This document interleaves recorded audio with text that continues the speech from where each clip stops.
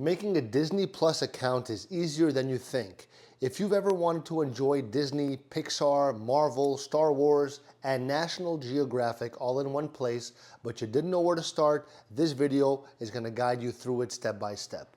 So first, go to the Disney Plus website or download the Disney Plus app on your phone.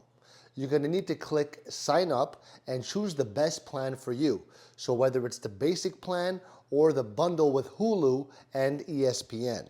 So you can pick what works for you. Next, fill in your personal details like your email and your password. Remember to use a strong password to keep your account safe. Then, enter your payment information to start your subscription. All right?